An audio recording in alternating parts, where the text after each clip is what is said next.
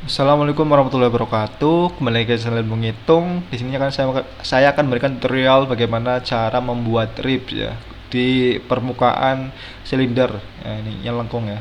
Caranya mudah. Kita langsung saja buat sketch di sini. Kemudian kita pilih yang corner rectangle. Kemudian untuk centernya di sini kita lurus dan titik pusatnya kita buat horizontal, make horizontal agar berada di tengah-tengah ya, center di tengah-tengah. Kemudian kita mengcopy garis lengkungan ini ya, yang ini, lengkung ini yang atas dan bawah, yang sebelah sini dan sini lengkungan ini. Kemudian kita klik OK.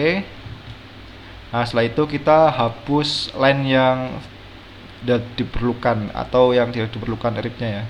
Kita pilih ini, hapus semua. Nah, maka tersisa seperti ini. Nanti kita akan buat rib sini, kemiringan di sini, kemudian klik OK. Nah, setelah itu kita gunakan feature yang namanya di curve. Kita pilih yang split line. Nah, split line ini berfungsi untuk memproyeksikan suatu entitas ke permukaan lain atau bidang lengkung ya. Kita pilih saja split line. Kemudian untuk jenis splitnya pilih yang ini, yang kedua, masih klik yang ini, yang projection. Kemudian selection ya, yang sketchnya kita yang sketch yang sekarang, current sketch yang ini. Kemudian face-nya kita pilih yang ini, face lengkungan silinder yang kita akan buat rib ya nantinya.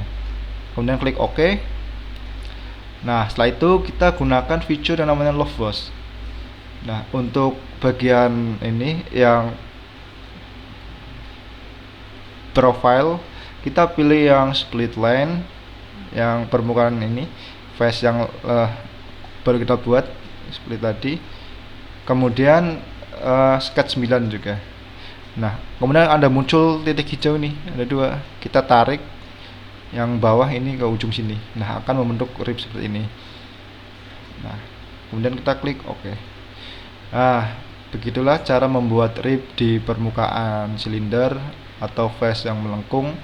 Terima kasih, semoga bermanfaat. Apabila saya terdapat kesalahan, saya pribadi mohon maaf. Assalamualaikum warahmatullahi wabarakatuh.